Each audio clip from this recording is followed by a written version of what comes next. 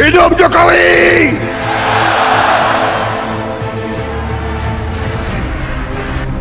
Dan saya katakan di sini, kita berhasil karena kita didukung oleh Presiden ke-7.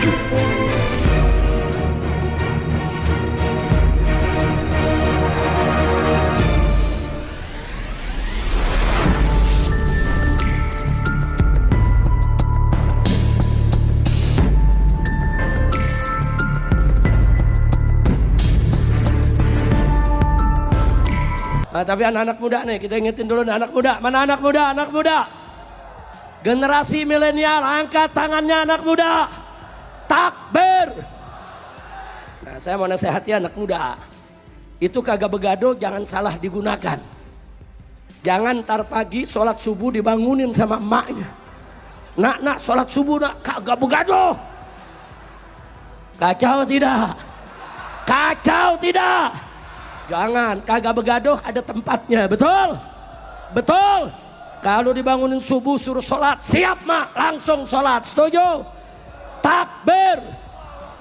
Alhamdulillah. Nah sekarang kenapa saya tadi tanya, siap bersatu? Karena kalau kita bersatu, ada keberkahan dari Allah. Nah kalau dapat keberkahan dari Allah, Allah akan tolong kita semua. Dan kalau Allah tolong kita, kita pasti akan menang, saudara. Nabi mengatakan alaikum bil jamaah, alaikum bil jamaah, fa inna yadallahi ma'al jamaah. Wajib atas kamu sekalian berjamaah, bersatu, bekerja sama. Jangan berjuang sendiri-sendiri. Kenapa? Fa inna yadallah. Sesungguhnya pertolongan Allah ma'al jamaah ada pada kebersamaan. Saudara, sebelum saya akhiri, saya punya ceramah pada malam hari ini. Tunggu dulu Bu,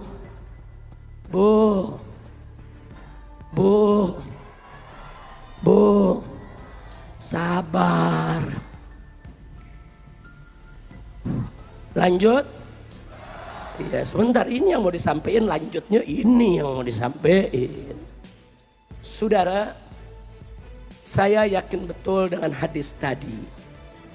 Kalau kita bersatu berjamaah, Allah tolong kita, kita menang. Dan kita pernah buktikan di negeri kita, saudara. Satu, kita dulu dijajah oleh Belanda, dijajah oleh Jepang, saudara. 350 tahun. Kenapa begitu panjang? Karena saat itu banyak umat Islamnya berjuang per kelompok, saudara. Ntar di Jawa berontak, di Sumatera belum. Nanti di Sumatera lawan Belanda, di Jawa diam. Nanti Sumatera diam, di Kalimantan ngelawan, saudara.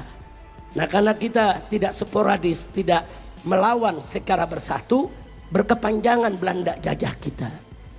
Tapi begitu masuk tahun 45, saudara, para kiai, para ustadz, para juru dakwah, dan para founding father pendiri bangsa Indonesia, saudara, begitu mereka berjuang bersama-sama, walaupun hanya dengan bambu runcing, Allah berikan kemenangan. Betul? Takbir. Kita menang begitu kita bersatu, saudara. Begitu kita pecah, Allah belum kasih kita menang. Betul? Yang kedua, tahun 65, saudara, 7 jenderal udah dibunuh, saudara. Negara sudah kacau. Kiai udah banyak yang disembelih, pesantren banyak dibakar, ribuan santri dibantai, saudara. Kacau balau. PKI punya senjata, punya pasukan, berontak di mana tempat. Tapi begitu umat Islam bersatu, saudara. NU-nya, Muhammadiyahnya, Sarekat Islamnya, Matla'ul Anwarnya, Al-Hidayahnya, saudara. Semua ormas Islam, saudara. Rabithah Alawiyahnya, semua bersatu. PKI bisa diselesaikan, saudara. Alhamdulillah. Itu bukti, maka itu saya tanya, bersatu bagus gak? Bersatu berkah gak? Bersatu menang gak? Oh, kalau kita kalah saat itu sama PKI, di Indonesia udah pesantren udah gak ada, saudara. Kiai udah dibunuh semua, saudara. Yang ketiga, yang kemarin terjadi, saudara. Di Jakarta, Saudara, pemerintah pusat cawe-cawe memaksa seorang kafir untuk menjadi gubernur di Jakarta, saudara. Si kafirnya ini arogan, terindikasi korupsi, saudara. Kurang ajar. Kita para habaib, para kiai, para ulama nolak. Kami datengin partai satu persatu. Semua partai. Tolong dong, orang ini jangan jadi gubernur di Jakarta. Jakarta ini markasnya habaib, kiai, pesantren, majelis taklim. 90% umat Islam. Tolong dong, kalau jadi wakil aja nggak apa-apa lah, tolong. Jangan jadi gubernur. Enggak, partai nggak ada yang dengar, saudara. Kami datangi satu-satu itu partai, saudara. Nggak dengar. Yang akhirnya cuma ada 2 partai yang mau merapat ke umat Islam, saudara, saat itu. Kita datangi partai, bukan tidak kita datangi. Kita minta kepada Bapak Presiden, kepada para menteri, tolong dong. Kita datangi jenderal-jenderal, Pak Jenderal, tolong dong. Masa sih kami di sini para habaib, para ulama harus dipimpin orang-orang yang nggak jelas begini? Tolong dong.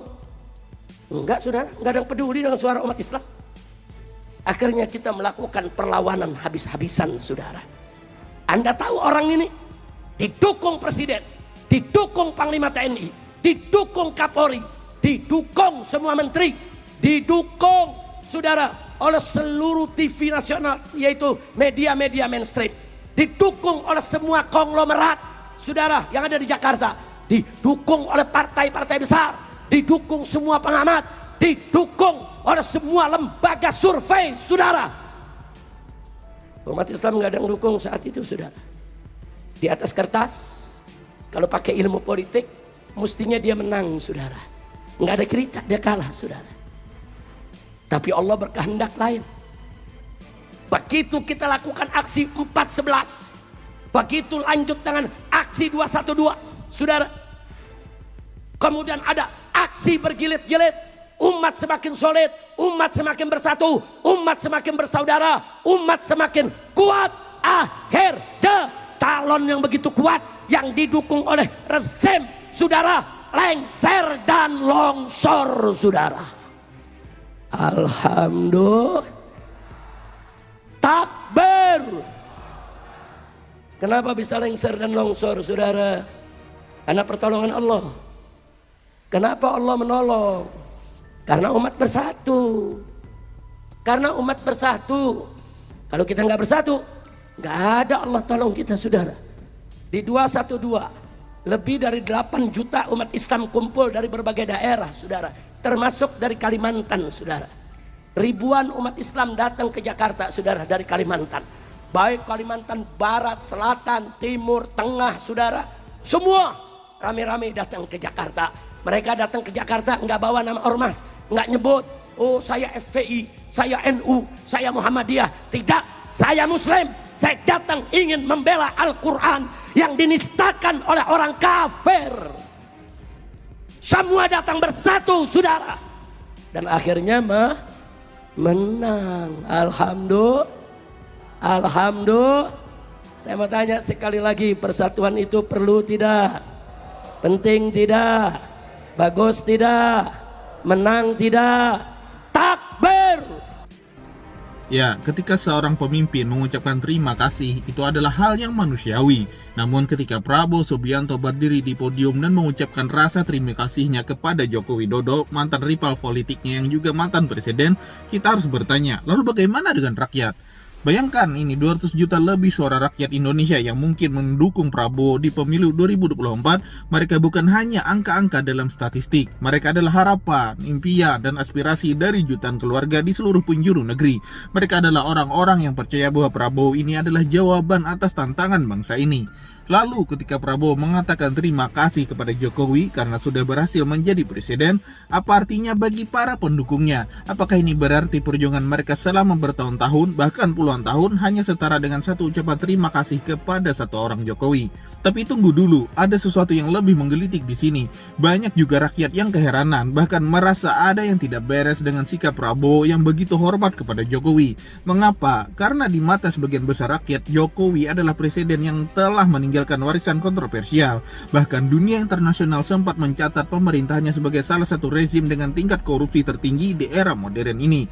Bagaimana mungkin Prabowo yang dulu keras menentang Jokowi tiba-tiba berbalik arah dan memberikan penghormatan sedemikian tinggi? Apakah ini bentuk diplomasi politik ataukah sebuah pengabaian terhadap realitas yang dirasakan oleh rakyat?